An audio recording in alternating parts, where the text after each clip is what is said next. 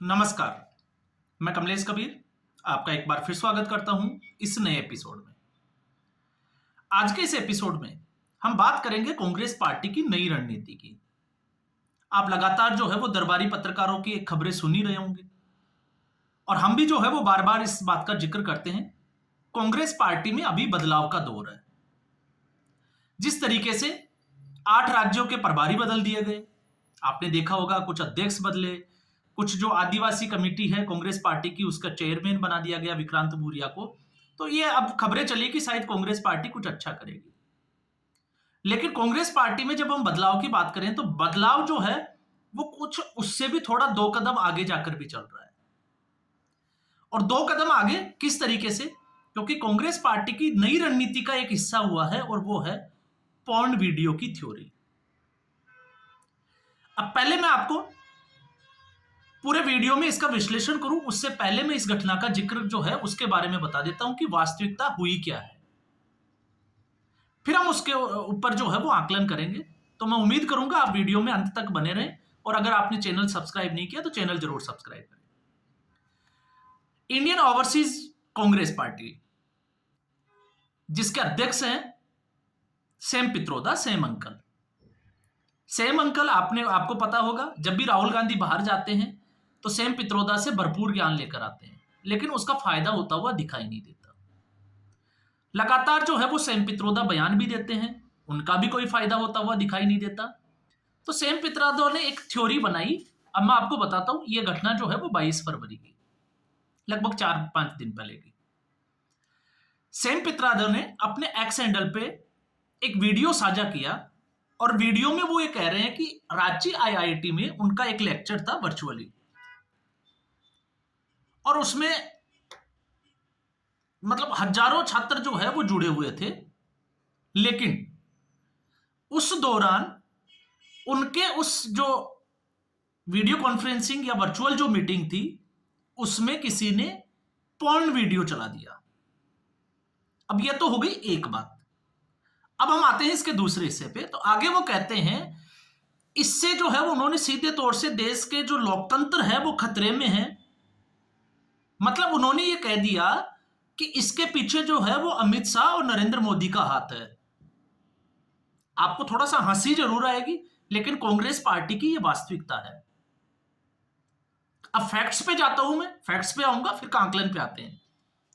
शिक्षा मंत्रालय ने जो है इसके बाद में इस पर संज्ञान लिया और संज्ञान लेने के बाद में जो बयान आया है अब आप उसको जो है वो सुनना चाहिए।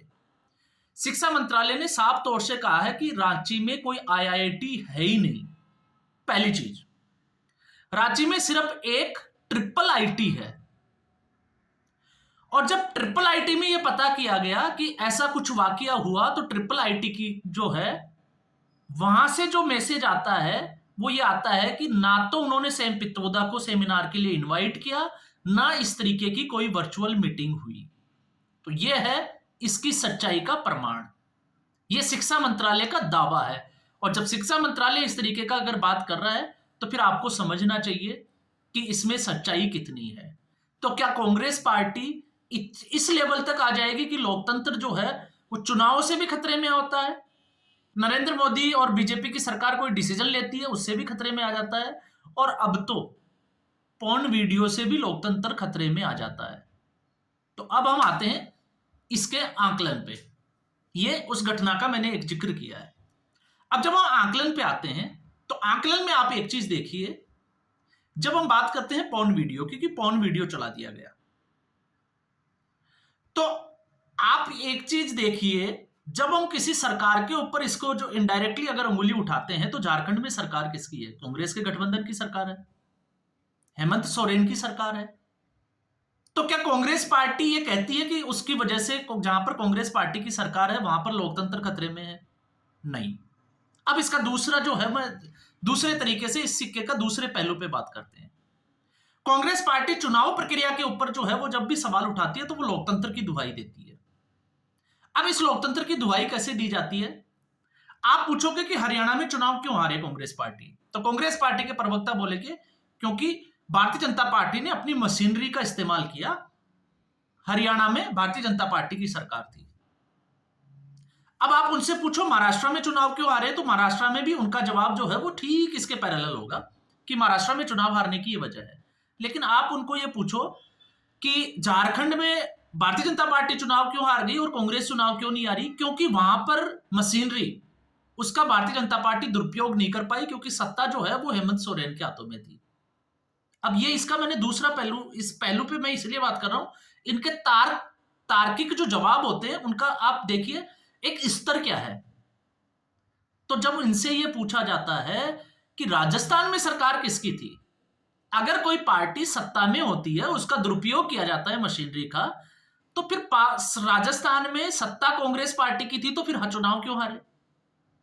दिल्ली में आम आदमी पार्टी की सत्ता थी तो आम आदमी पार्टी चुनाव कैसे हार गई, और जम्मू एंड कश्मीर में जो है वो भारतीय जनता पार्टी चुनाव क्यों हार गई। तो इनके पास कोई जवाब नहीं है। जैसे ही इस पे आप जाओगे इनके जवाब जो है वो गोल गोल होना शुरू हो जाते हैं। यह है इनके लोकतंत्र का। फिर हम बात करते हैं जो लोकतंत्र की दुहाई देते हैं इनके चाटुकार पत्रकार, जो हमेशा ऐसी घटनाओं को लेकर जो है वो लोकतंत्र पे सवाल खड़ा कर देते हैं। तो इनके चाटुकारों का क्या हाल है मैं आपको बताता हूं। ये कहते हैं कि मोदी तानाशाह है और लोकतंत्र खतरे में है।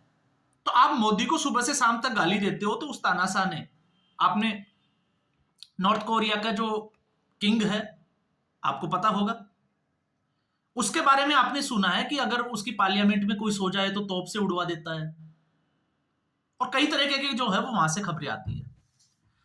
तो जब किसान आंदोलन हुआ तो मर्जा मोदी हाय मोदी के गीत गाए गए औरतों के द्वारा। क्या हुआ? मोदी अगर तानाशाह होता, आप सोच के देखिए, ऐसा कौन सा प्रधानमंत्री है इंदिरा गांधी की सरकार के समय जो कुछ देश ने देखा इमरजेंसी, और उसके बाद में जिस तरीके से 31 अक्टूबर 1984 को इंदिरा गांधी की हत्या कर दी गई, 1 नवंबर 1984 को दिल्ली में कत्लेआम हुआ, और उसमें कांग्रेस पार्टी का हाथ था। ये आरोप की बात नहीं कर रहा हूं, अब तो सज्जन कुमार को उम्र कैद की सजा होगी, दोषी पाया गया है। और सज्जन कुमार किस पार्टी का नेता था? कांग्रेस पार्टी का। और उसी में ये जिसको हम कहें, क्योंकि ये अपने आप को, वैसे आप देखोगे तो ये अपने आप को आइंस्टीन समझता है, सेम पित्रोदा उसी लुक में आता है, लेकिन है ये बंदर पॉलिटिक्स। जब इसको उसके बारे में पूछा जाता है तो फिर ये बोलता है कि हुआ तो हुआ। तो अगर मान लेते हैं झारखंड की जो आईआईटी है नहीं पर है, उसमें अगर कोई पॉर्न वीडियो चल गया तो हुआ तो हुआ। आजकल जो है वो टेक्नोलॉजी में इस तरीके की घटनाएं आप बहुत जगह देखते होंगे।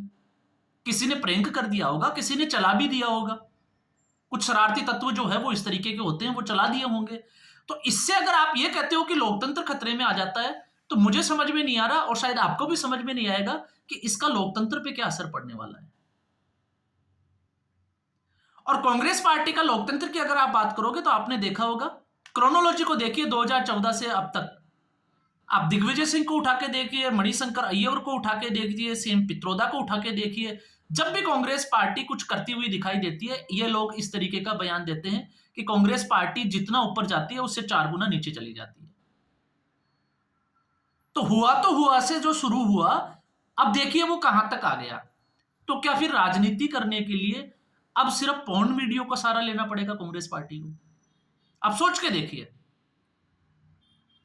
और आप ये भी सोच के देखिए, क्या प्रधानमंत्री नरेंद्र मोदी और अमित शाह के पास कोई काम नहीं है जो वो ये करेंगे कि सेम पित्रोदा की वर्चुअल मीटिंग होगी, आप जो है वो रोको लगा देते हैं, एजेंसियों का इस्तेमाल करते हैं और उसमें इस तरीके का वीडियो चला देते हैं।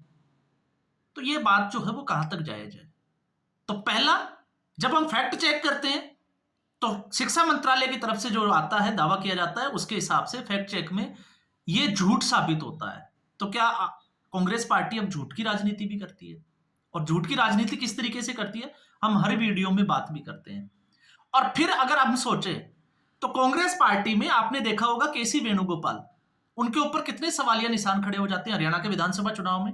इन्हीं दरबारी पत्रकारों ने जो है वो मुद्दा उठाया था कि वो अय्यास किस्म के व्यक्ति है, अशोक वानखेड़े, और फिर उसके बाद में जो है वो उसको हटाया नहीं जाता।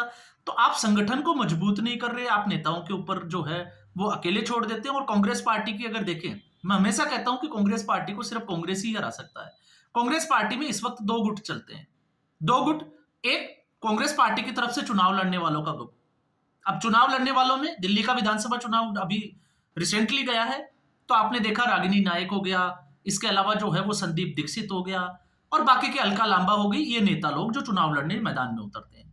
फिर एक गुट इनका उतरता है इनको चुनाव हराने के लिए, तो एक लड़ते हैं और दूसरा लड़वाते हैं। तो लड़वाने वाले जो है उसमें आते हैं, फिर मणिशंकर अय्यर का ले लो, सैम पित्रोदा ले लो, इसके अलावा दिग्विजय सिंह ले लो। तो फिर ये लोग क्या करते हैं, इस तरीके का कोई जो है वो राहुल गांधी खुद आप ले लो, इस तरीके का स्टेटमेंट देते हैं कि अपने नेताओं को हरा के चले जाते हैं। तो इनको कोई जरूरत ही नहीं है। इसीलिए तो भारतीय जनता पार्टी कहती है कि जब तक कांग्रेस पार्टी है, भारतीय जनता पार्टी को कोई खतरा नहीं है, वो आराम से चुनाव जीतेगी, और राहुल गांधी का मैदान में होना बहुत जरूरी है। तो अब आप सोच के देखिए, सर्जरी किसकी जो करनी जरूरी है, तो सर्जरी जो है वो इनके दिमाग की सर्जरी होना जरूरी है। जब तक ये लोग राजनीति को सीरियस नहीं लेंगे, बाप दादाओं की जागीर समझेंगे, तब तक इनका राजनीति में यही हालत होने वाली है। क्यों? क्योंकि आपका अपोनेंट्स जो है वो दिन रात मेहनत करता है, डिसिप्लिन होकर मेहनत करता है। वो चुनाव हारता है तो मंथन ले करता है, एक्शन लेता है, और चुनाव जीतता है तो जिस दिन चुनाव में जीत होती है, उस पार्टी के नेता अगले राज्य जहां पे चुनाव है वहां की तैयारियों में लग जाती है, समीक्षा करने में लग जाती है कि क्या करना है। और एक ये पार्टी है जिसको अगर चुनाव हार जाए तो उनको कार्यकर्ताओं को ये पता नहीं चलता 2-3 दिन तक कि उनके नेता जो है वो है कहां। 2 दिन बाद में इनके ट्वीट आते हैं, और फिर इनके इस तरीके के जो है वो राजनीतिक गुरु जो दिमाग से बिल्कुल पैदल है, और वो इस तरीके की अगर आप देखिएगा टीका टिप्पणियां इस तरीके का जो है वो, इससे लोकतंत्र खतरे में आएगा। तो आप देखिए, बाहर बैठा हुआ व्यक्ति, उसको क्या पता लोकतंत्र क्या है। तो इसलिए मैंने कहा है, एक फैक्ट चेक और दूसरा इनका विश्लेषण। तो आज के एपिसोड में बस इतना ही। उम्मीद करूंगा वीडियो एपिसोड आपको पसंद आया होगा। वीडियो को लाइक करें, शेयर करें, चैनल जरूर सब्सक्राइब करें। धन्यवाद।